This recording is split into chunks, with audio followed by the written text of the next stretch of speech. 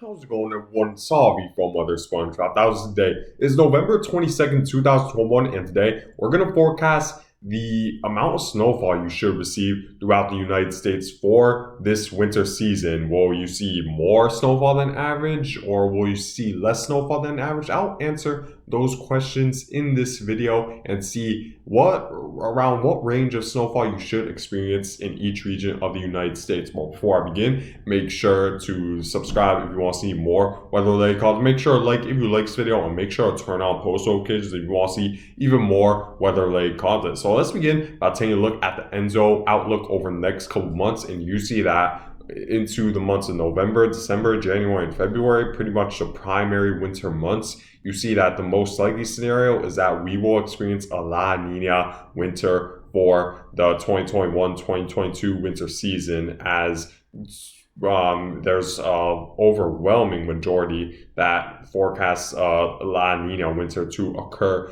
this winter season, and it's not until the month of March where the new chance of a La Nina and the neutral phase are pretty equal, but by that point, majority of the winter will have already passed. So even if March were to be a neutral phase, it wouldn't make a major effect in terms of how much snowfall you experience throughout the entire winter as a whole. So for this winter, we should pretty much expect a La Nina winter for the rest of the winter season. So we should expect La Nina type conditions as a result of this. And taking a look at what typically happens during a La Nina, you see that there's a more pronounced jet stream dip during a La Nina, and we see a stronger northwesterly flow as a result of a pronounced jet stream dip, and that brings cooler than average conditions throughout the northern United States. We typically see a little bit more moist than average conditions right around the Pacific Northwest, and this is as a result of a Pacific jet stream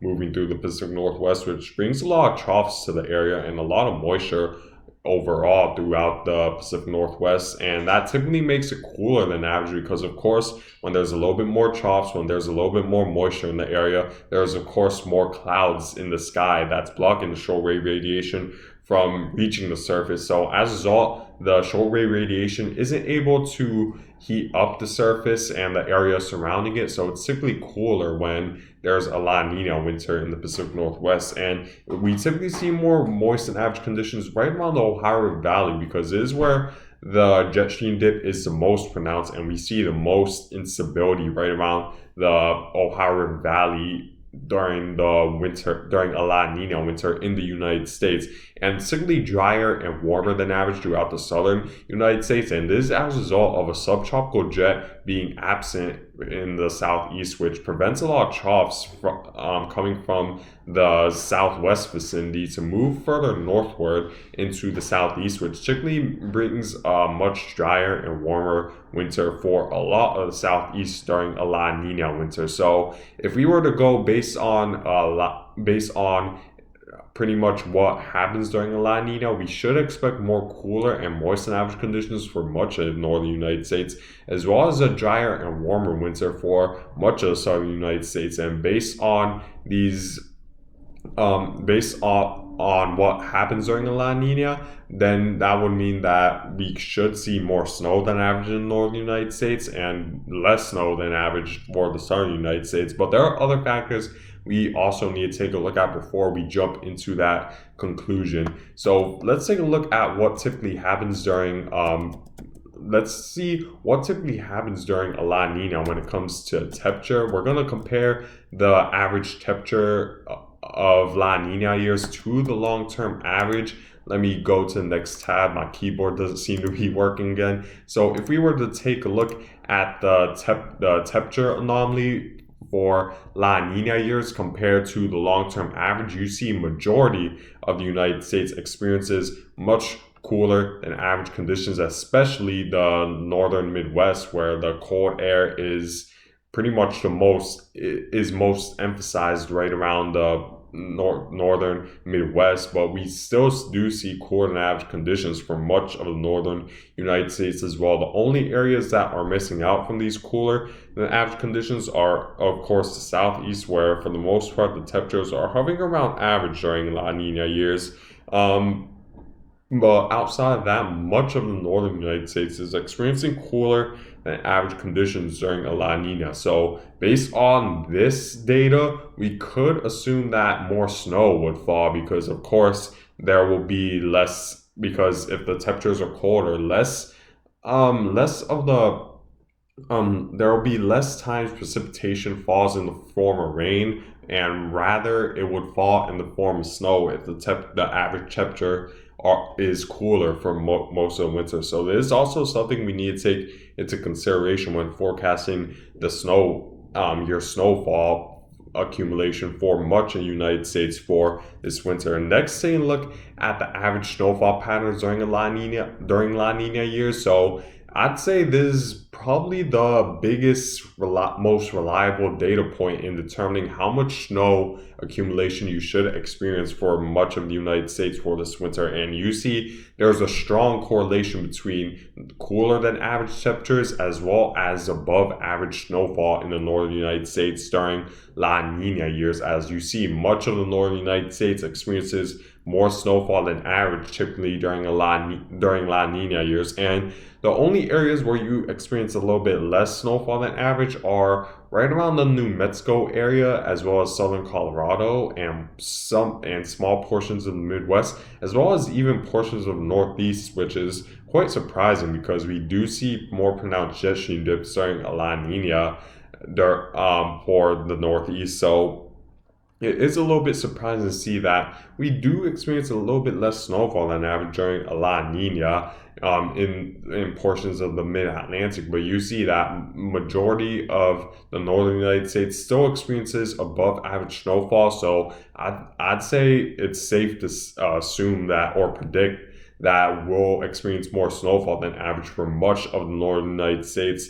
while portions of the Southwest would experience less snowfall than average. But you see that even in the areas where the average seasonal snowfall difference is below average, you see that the departure isn't as large as, let's say, the areas where you're experiencing much above average snowfall, because you see in the areas where you're experiencing above average snowfall, it's in excess of 4 inches plus on average of more snowfall, which is a pretty significant difference compared to the areas where you experience less snowfall. You see that the difference isn't that large, as majority of the areas that receive less snowfall than average only receive in excess of less than 2 inches below the average. So even if you were to be in the below average seasonal snowfall, I wouldn't say it will make a big difference in terms of what you on average it would make a big difference in terms of the winter you see, because typically the departure from average when it comes to in the below average range isn't that far off from the average. So I don't think it's going to be very noticeable, even if you're in the below average range. Next, take a look at the Arctic oscillation, which of course is very important when determining what type of conditions you should see in the short-term future. Because typically during a negative Arctic oscillation, you experience cooler and snowier than average conditions, while during a positive Arctic oscillation for the United States, you typically experience more stable conditions in the United States, more stable airs in the United States, and there's less jet stream dips, which means less cold air and less snowstorms overall. And you see that now we have entered a negative phase as of recently, which isn't surprising because we are going to experience a lot of Arctic blasts and jet stream dips in the United States for this week. So we should experience cooler than average conditions. But you see that in the long term, you see later in the forecast, you see that we're expected to rebound back into a positive phase. Now, it's very difficult to forecast what type of phase we're going to be in at the heart of winter, let's say January and February, but we need to keep a close eye on this over the next couple weeks to see what type of phase we'll be in. But it's definitely something to at least consider when forecasting the winter forecast. Well, a trend I've noticed with the Arctic oscillation is that typically it would hover around the positive or negative phase for an average of around 1 to 3 months. Of course, there are some variations where it does drop in a very small moment, but for the most part, it stays within a certain trend for a long period of time, such as this one, where you see between between mid October all the way maybe as far back as late August, you see that you've mostly been in the negative phase. So if we were to go by the 1 to 3 month rule, we could be in mainly in a positive Arctic oscillation for maybe the next month or two, which would make December a little bit warmer than average, but it's still very hard to predict. And so we still need to take every forecast regarding the Arctic oscillation when it comes to long term with a grain of salt. But at least keep an eye on this for the rest of the winter because it'll make a big difference in terms of how much snowfall you'll experience this winter. Next, take a look at the at what typically happens during an Arctic oscillation. You see during a negative Arctic oscillation, the jet stream winds are weaker, which means that the cold air is less likely to be trapped further northward and it's more likely to divert further southward and bring cooler and more unstable conditions to the United States for snowstorms to occur. But compared to a positive Arctic oscillation, you see that there's less likely to be a jet stream dip and the jet stream winds are stronger, so the cold air is more likely to be trapped further northward, so you're less likely to experience snowstorms during a positive Arctic oscillation. Next, take a look at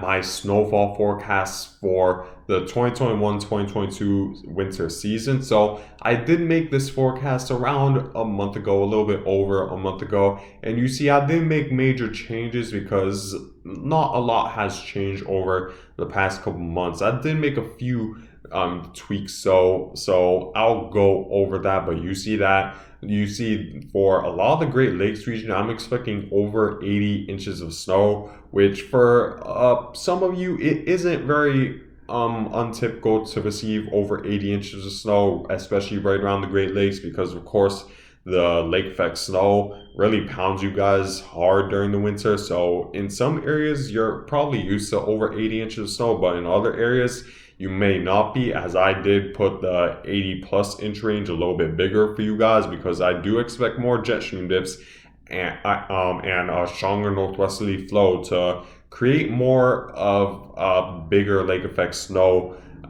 winter season than average for a lot of the Great Lakes region. So I expect a larger area of 80 plus inches of snow in that area, and in the higher elevations of Rockies, I'm expecting 80 plus inches of snow, which for a lot of you guys isn't very atypical to see because you experience a very heavy snow during the winter a lot of times, especially in the higher elevations. But I did also put the 80-inch range a little bit bigger because I'm expecting a cooler than average winter. So we should see a lot of that snow impact areas in lower elevations more than average. So I'd expect a larger area of 80 plus inches overall for most of the United States. I'm expecting 60 to 80 inches just south of that. Again, a larger area than before because I'm expecting a cooler than average winter for a lot of northern United States, as what typically happens during a La Nina when it comes to temperature is cooler than average conditions, so more precipitation will fall in the form of snow.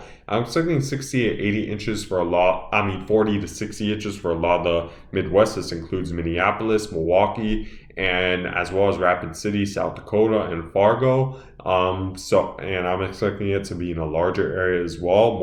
It's going to be cooler than average, and typically during the La Nina, we experience more snowfall than average. And just south of that, and which includes a lot of the Interstate 95 corridors such as Boston, New York City, Philadelphia, I'm expecting around 30 to 40 inches again because it's expected to be cooler than average winter for a lot of northern United States. And then just south of that, I'm expecting 20 to 30 inches. This impacts Washington, D.C., just north of St. Louis, as well as Kansas, and a lot of Nevada should experience 20 to 30 inches, 10 to 20 just south of that. And just south of that, I'm expecting 1 to 10 inches, which includes cities like Raleigh, North Carolina, Myrtle Beach, South Carolina, as well as Atlanta will get involved in this. Dallas, Texas will get involved. Little Rock, Arkansas will also get involved in 110 inches.